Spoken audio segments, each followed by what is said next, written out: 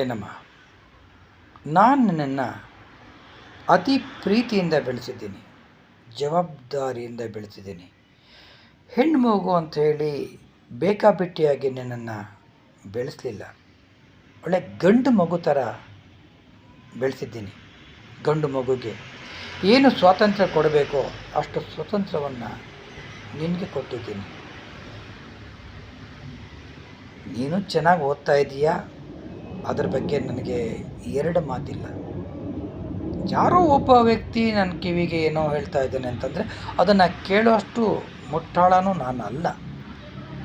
ಆದರೂ ಕೂಡ ನಾವು ಬದುಕ್ತಾ ಇರತಕ್ಕಂಥದ್ದು ಈ ಕೆಟ್ಟ ಸಮಾಜದಲ್ಲಿ. ಈ ಕೆಟ್ಟ ಸಮಾಜದ ಕಣ್ಣುಗಳು ನಮ್ಮಂಥ ಮಧ್ಯಮ ಕ್ಲಾಸ್ ಅಂತಿರಲ್ಲ, ಏನು ಮೀಡಿಯಮ್ ಕ್ಲಾಸ್ ಪೀಪಲ್ ಅಂತಿರಲ್ಲಮ್ಮ, ಇವ್ರ ಮೇಲೇ ಹೆಚ್ಚು.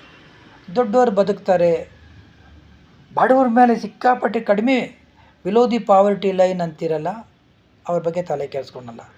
ತಲೆ ಏನಾದರೂ ಕೆಡಿಸ್ಕೊತಾ ಇದ್ದಾರೆ ಅಂತಂದರೆ ನಮ್ಮಂಥ ಮಿಡ್ಲ್ ಕ್ಲಾಸ್ ಪೀಪಲ್. ನಾವೇನೇ ಮಾಡಿದ್ರೂ ತಪ್ಪು, ನಾವು ಬದುಕೋಕ್ಕೂ ಆಗೋದಿಲ್ಲ. ದೊಡ್ಡವರು ಮತ್ತು ಕೆಳಗಡೆ ಇರ್ತಕ್ಕಂಥ ಜನ ಯಾರಿದ್ದಾರೆ ಅವರು ಬದುಕ್ತಾರೆ, ಕೂಲಿ ನಾಲಿ ಮಾಡ್ಕೊಂಡು ಬದುಕ್ತಾರೆ. ದೊಡ್ಡವರು ದುಡ್ಡಿದೆ ಬದುಕೋತಾರೆ. ನಮ್ಮಂಥ ಜನ ಕೂಲಿ ಮಾಡೋಕ್ಕಾಗಲ್ಲ, ಎತ್ತರಕ್ಕೆ ಬೆಳೆಯೋದಕ್ಕಾಗಲ್ಲ. ಏನು ಮಾಡ್ತಾಯಿ? ಯಾವನೋ ಏನೋ ಹೇಳ್ದ ಅಂತ ನಾನು ತಲೆ ಕೆಡಿಸ್ಕೋತಾ ಇಲ್ಲ. ಆದರೂ ನಿನಗೊಂದು ಕಿವಿ ಮಾತಿರಲಿ, ಒಂದು ತಿಳುವಳಿಕೆ ಇರಲಿ. ಯಾಕಂದರೆ ನಿನಗೆ ಪ್ರಪಂಚ ಜ್ಞಾನ ಇದೆ, ವಸ್ತುಸ್ಥಿತಿ ಚೆನ್ನಾಗಿ ಗೊತ್ತಿದೆ. ನಮ್ಮ ಒಂದು ಕಂಡೀಷನ್ ಅಂತ ಏನಿದೆ ಅದು ನಿನಗೆ ಚೆನ್ನಾಗಿ ಗೊತ್ತಿದೆ, ನಮ್ಮ ಸ್ಥಿತಿಗತಿಗಳು ಗೊತ್ತಿದೆ.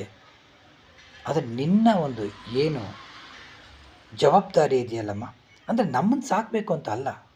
ಜವಾಬ್ದಾರಿ ಅಂದಾಕ್ಷಣಕ್ಕೆ ನೀವು ಅಪ್ಪ ಅಮ್ಮನ ಸಾಕು ಅಂತ ನಾನು ಹೇಳ್ತಾ ಇಲ್ಲ. ನಮಗೆ ಯಾರು ಸಾಕೋದು ಬೇಡ.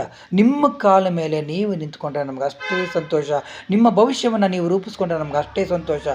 ಯಾವ ಕೆಟ್ಟ ಕಣ್ಣುಗಳು ಅಥವಾ ಕೆಟ್ಟ ನಾಲಿಗೆಗಳಿಗೆ ಆಹಾರ ಆಗಬೇಡಿ. ಆಗೋದಕ್ಕೆ ಅಲ್ಲ, ನೀನು ಆಗಿದೆಯಾ ಅನ್ನೋ ಅರ್ಥದಲ್ಲಿ ಹೇಳ್ತಾ ಇಲ್ಲ ನಾನಮ್ಮ.